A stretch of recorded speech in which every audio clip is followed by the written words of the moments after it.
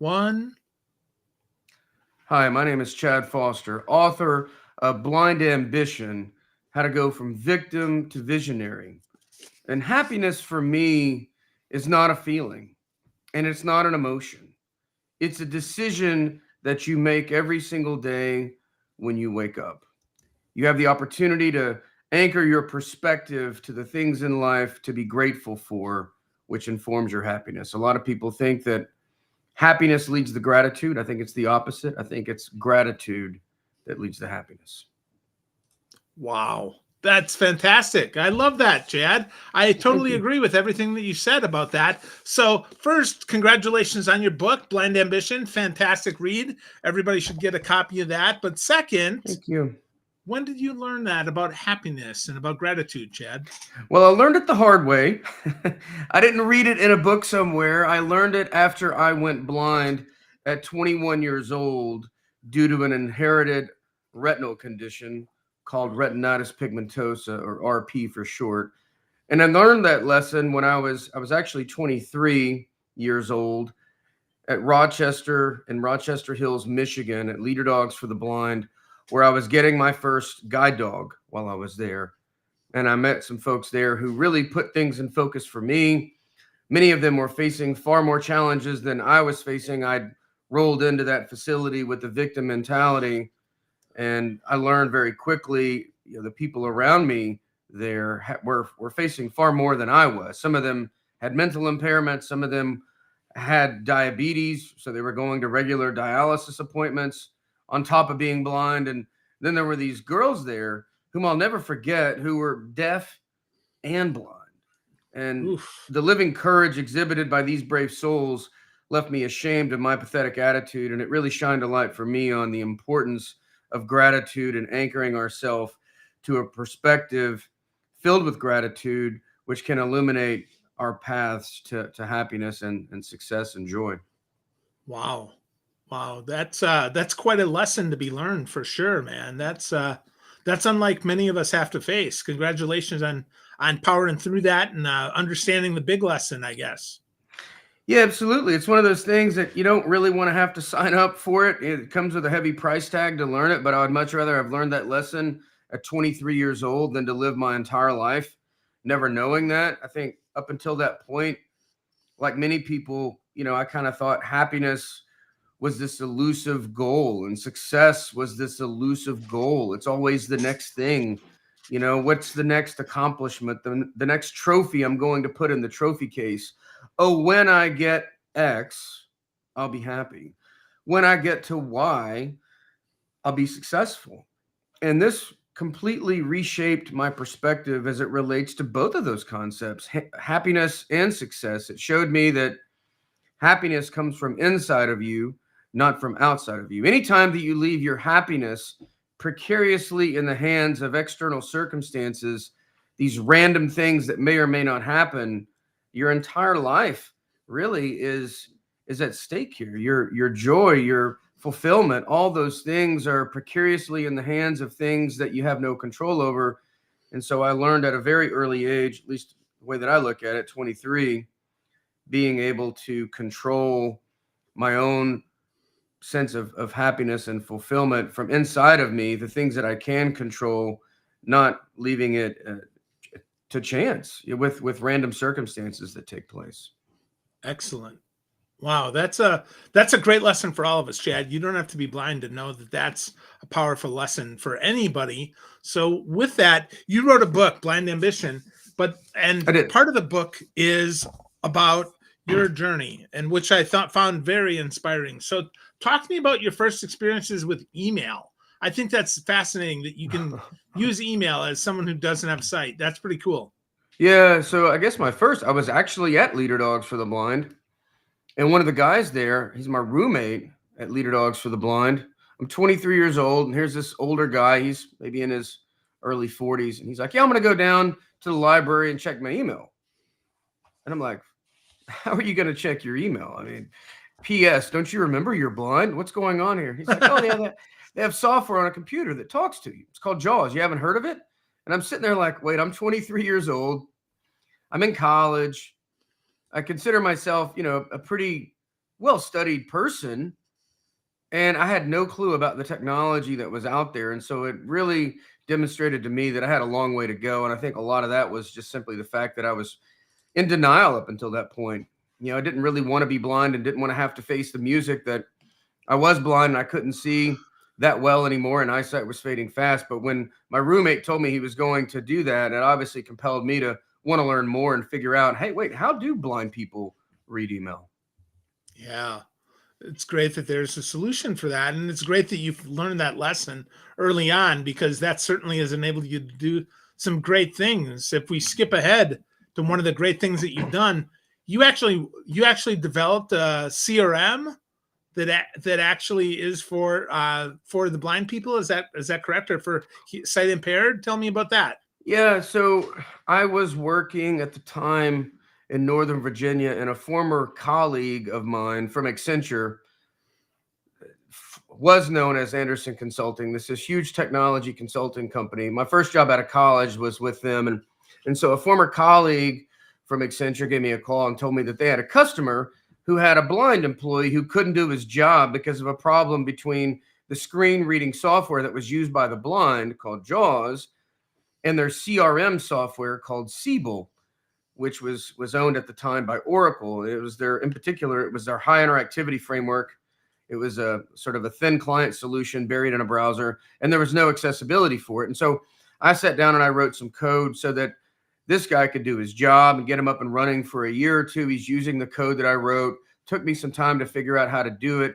I later found out that Oracle, the owner of that application, just thought it couldn't be done. They were telling people that it wasn't possible. Meanwhile, I'd already done it for this guy. And so the next thing I know, I'm on the phone with Oracle and Freedom Scientific, the maker of JAWS, and they're figuring out that I'd actually written this solution to build a bridge between these two software programs. And the next thing I know, Oracle is sending me referral business, and I actually got called to testify in a court case, which was not quite as fun, but just talking about how it is possible to make those two systems work with one another, because up until that point, nobody ever thought it could be done.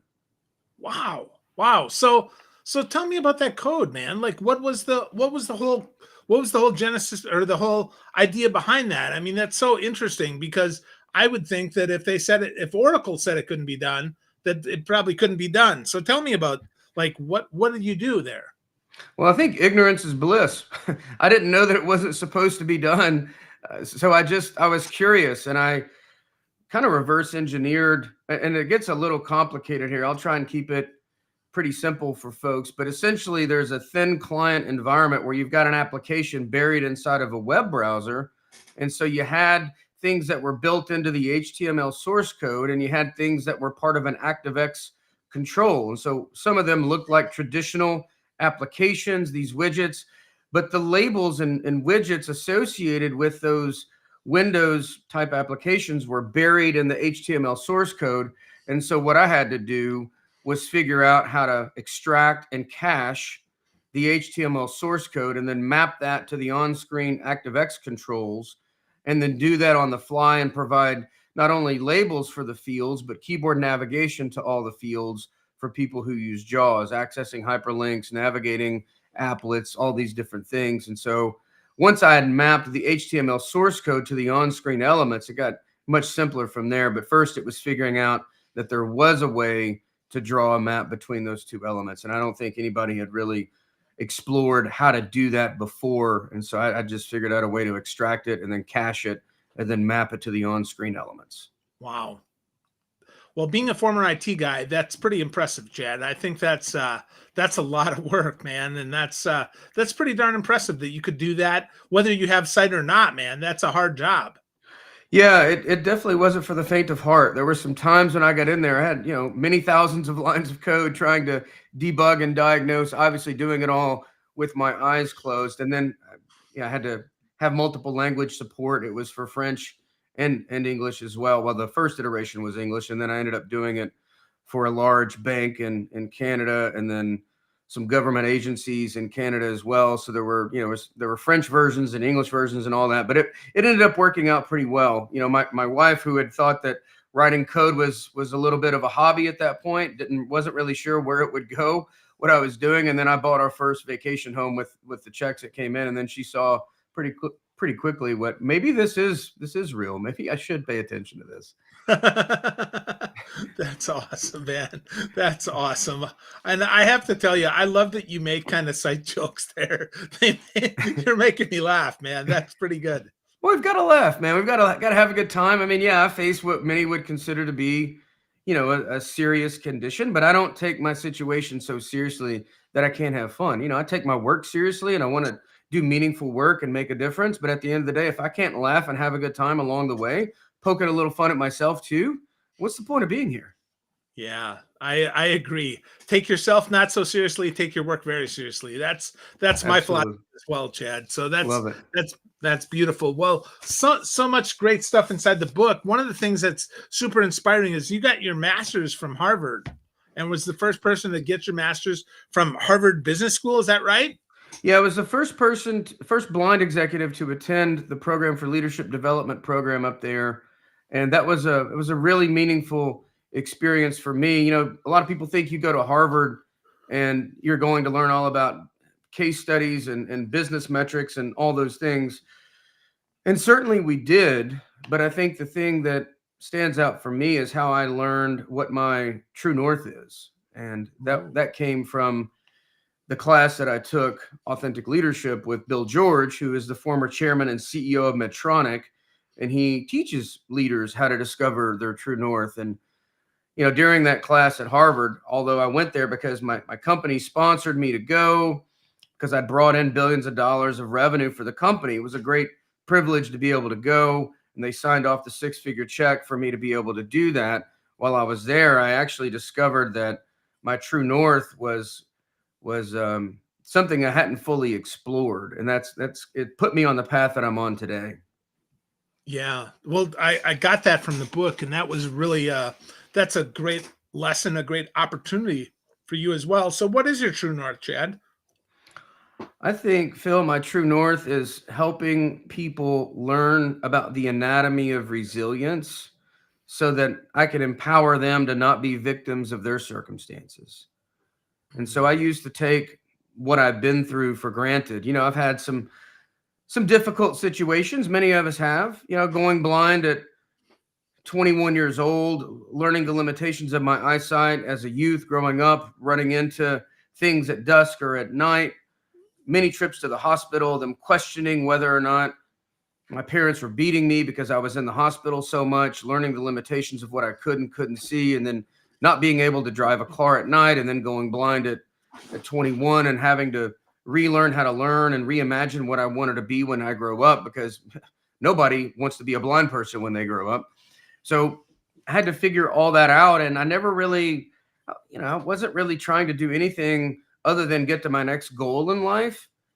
But I realized that there were a lot of people out there, and that happened when I was at Harvard, who could really benefit from my story, because it was there at Harvard where I was elected to speak at our graduation. And I gave the talk there, and it blew people away. And it blew me away because it blew them away. I had a moment there, a really, really kind of intimate moment with this guy there comes up to me afterwards, and he's like bawling in my arms, and he's crying. And I found out later on that he had lost his daughter the year before to cancer.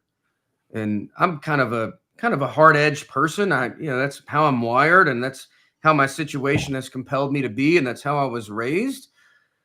But that evening, when that guy is like just bawling in my arms, and I realized that I'd helped him in some way deal with this unimaginable loss, it changed me. It really inspired me to stop thinking about my own self-interest, and really compelled me to think about how I could do more for others based on what I've been through and the lessons that I've learned along the way. And it showed me in some bizarre sort of way how helping people in moments like that actually makes going blind worth it.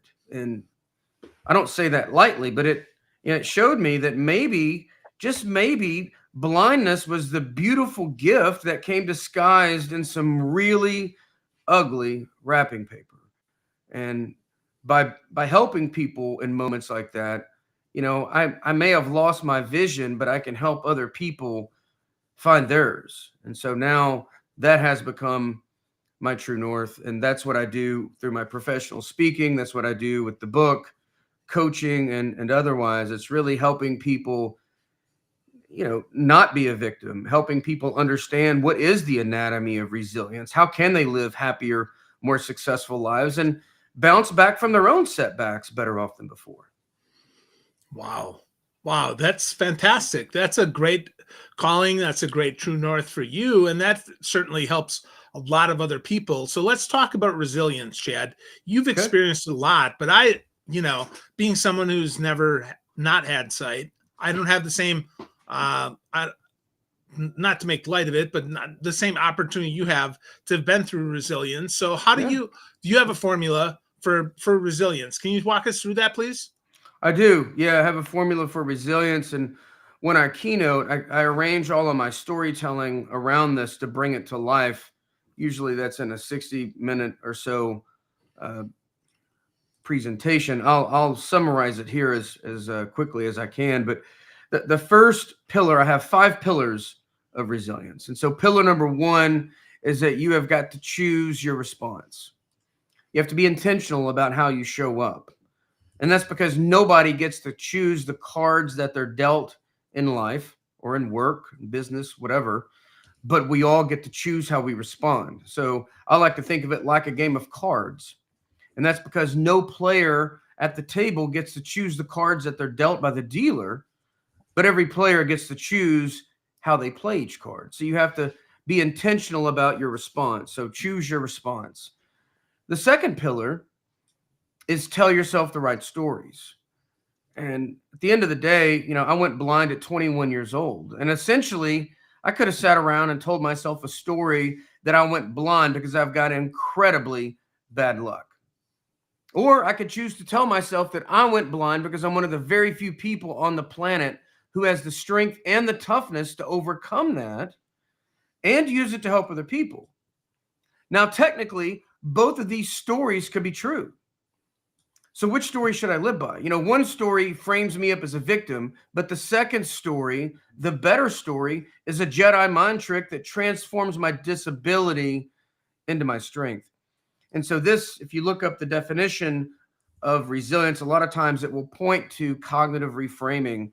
And so how do we narrate our circumstances to ourselves? The stories that we tell ourselves will either limit us or they will take us closer to our goals. So what are the stories that you're telling yourself about you and your circumstances? And how do you reframe those stories to move you towards thriving? The third pillar is visualize your greatness. And for me, I had to reimagine how I can make blind look good. And it's a little tongue in cheek, but there's a lot of truth there, because if I could never reimagine how I could look good with blindness, how could I ever move towards acceptance, let alone thriving? And so we have to reimagine a future that's bold enough to inspire us to take action, to do the hard work that we have to do, but it has to be anchored to our factual reality, the fact that I was blind. And this leads me to the fourth pillar, which is where mindset meets action, and that is get comfortable with discomfort. Because if you're never getting outside of your comfort zone, then you're not growing. It's where life begins. Life begins outside of our comfort zones. And so growth happens on the other side of discomfort. And I think maybe because I am where I am, I think in large part because my life has been an experiment of living outside of my comfort zone. So I've started to really seek out discomfort in a lot of ways, whether that's downhill skiing on a black diamond or double black diamond slope in Colorado, or training in Brazilian jiu-jitsu, where I've got large skilled men trying to choke me out or put me in an armbar. And then the fifth and final pillar of resilience that I like to talk about is take advantage of your disadvantages. And the thought behind that simply is that every perceived disadvantage offers us some advantage if we use it in the right context. Wow. 5 simple steps, very powerful, very achievable if we work really hard to get those done. So talk to me about your skiing. How the heck did you get started skiing on black diamonds? Come on there, Chad. That's crazy. I can't do that. Yeah, it's a little bananas. I think my wife would agree with you. She had me up my life insurance policy after I started that. But a buddy of mine called me up, and we've been friends since high school. We've been friends since we were 14 years old. And he says, "Hey, I've got a business partner out here. He's got a ski in, ski out place in Aspen, and we'd love for you to come out. They have an adaptive program out here where they help blind people ski." And I thought, you know what, Paul, that just doesn't sound all that safe. Let me look into it. Looked into it and saw that it's a really professional outfit. They have some of the best skiers and instructors in the world. And so I went out there the next year. The next thing I know, I'm trying to get on bindings for the first time at 38 years old and totally blind, trying to get down the magic carpet and the bunny slopes. And I did that for a few years, 3 times, had three days per year for the first 4 years, and had worked my way up, had tried to black by then. And by the 5th year, I was all in, hooked, and I skied, I think maybe 15, 20 days that year.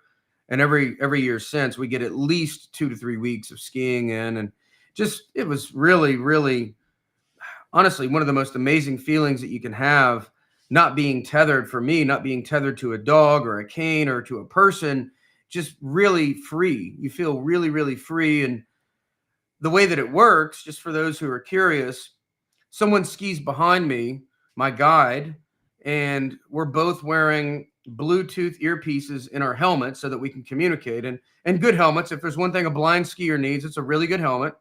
Obviously, got to have a good helmet. But they'll tell me which way to go. They'll tell me whether to bank left or right and how hard to bank left or right. And obviously, it has to be crisp, trust-based communication, because there's not a lot of time for back and forth. When you're on a mountain going downhill at 50, 60 miles an hour, there's not a lot of sidebar conversations. It has to be very succinct. And so we've kind of figured out a formula to be able to pull that off. It's amazing. Every year, it's one of the things that I most look forward to. Wow. That's inspiring, man. That's crazy. And your dog doesn't go with you, huh? He's not a very good skier, it turns out. Yeah. But I don't want him on the mountain because people are coming down at a high rate of speed and they're not looking out for a German Shepherd. And if he were to get hit, it would not end well. But he does like to get out in the snow and the powder once the slopes have closed. So we'll do that. A lot of times after folks have gotten off the mountain, it's starting to wind down and get dark, we'll get him out there where he can run around and play in the snow because he loves that. Wow. That's cool. That's cool. So give us one last piece of advice. If we want to get started embracing our discomfort, embracing our disadvantage, and making that our advantage, give us one piece of advice where we can get started with that, Chad. And before you do that, I just want to encourage folks to get a copy of Chad's book. I want to encourage you, get a copy of Blind Ambition. It's an easy read. You can go to blindambitionbook.com or go to chadefoster.com, pick up a copy of it, learn more about Chad. But Chad, how do we get started on our own journey? Start today. It's the first step is the hardest. And although I'm the first to say you want a bold vision of greatness that's big and scary and daunting, your first step should be the exact opposite of that. Your first step should be easy, bite-sized, something that you can execute. It will probably feel uncomfortable, and that's fine. But, don't start your first time skiing on a double black diamond. Start with just getting the skis on, the bindings, and getting comfortable with the gear and the equipment and the chairlift and all that. I'm using a metaphor, obviously, but start in a low stakes environment where you can start to edge outside of your comfort zone, because the more you do, the more you'll notice that your comfort zone is expanding. And that is because you are expanding. And the more you do that, the more you'll realize, and you teach your brain that you are capable of more than you ever thought possible. And that's true for all of us.